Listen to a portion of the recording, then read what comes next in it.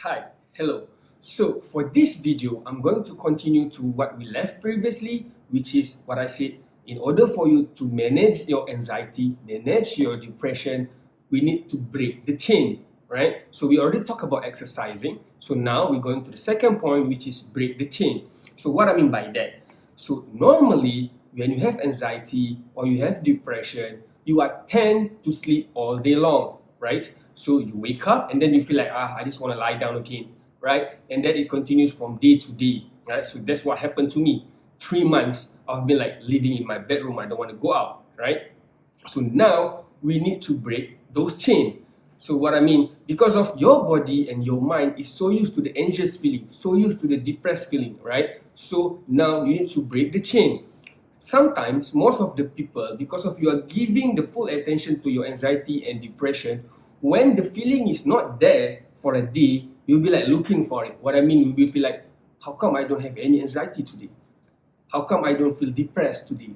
You know? So because of your body and your mind is so used to it, it's become too natural for you. In another word, it's become like a comfort zone for you. So now you need to move out to that comfort zone. How to do that? That's why we need to break the chain. For example, every day when you wake up, you tend to go back to sleep. But one of this day, just choose one. As I mentioned, start slowly but consistent.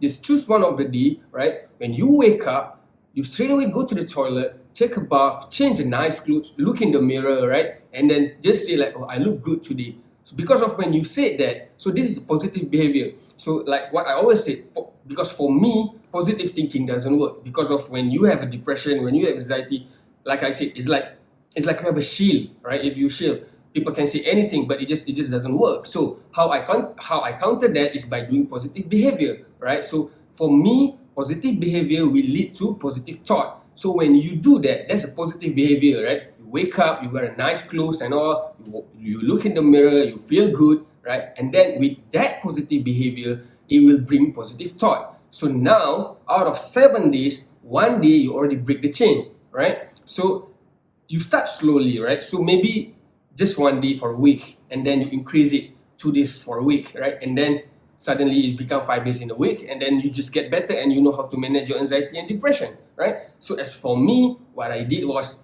I go cycling because of since I got anxiety, I start picking up cycling and running. So one of the day I just wake up and then I just start running and cycling. And then as I mentioned, I start slowly, maybe 5 minutes first, 5 minutes for the first day, and then I keep increasing from months to months, right? So and then it just become a routine. Okay, so in order to do that, as I said, you need to do it consistently and make it as a habit. So once it's become a habit, it's just like an automatic response to you when you wake up what you're going to do. So that's how you break the chain. So basically, you break the negative behavior that happen daily and you replace it to positive behavior. This positive behavior eventually will help you to build positive thoughts, right? Okay, so we already talked about exercise, we already talked about breaking the chain. So now the last point for this is basically your food intake. The reason why I talk about food intake is because your brain and your gut is connected.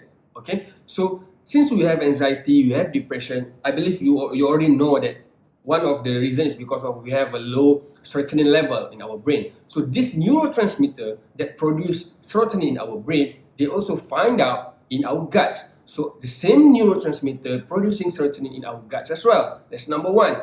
And I'm not sure about you guys, but for me, okay, when I have anxiety, right? When my anxiety kicks in, I will have GERD, all right? Exit reflux kicks in, and I also have IBS. So I don't know which trigger which. What I mean is, I don't know. Sometimes might be my IBS trigger my anxiety, and sometimes my anxiety trigger the IBS. So it's the vicious cycle, right? So why is this happening? For IBS, some researchers found out this is due to our sympathetic nervous system. Our sympathetic nervous system triggered by our immune system, which affected by stress.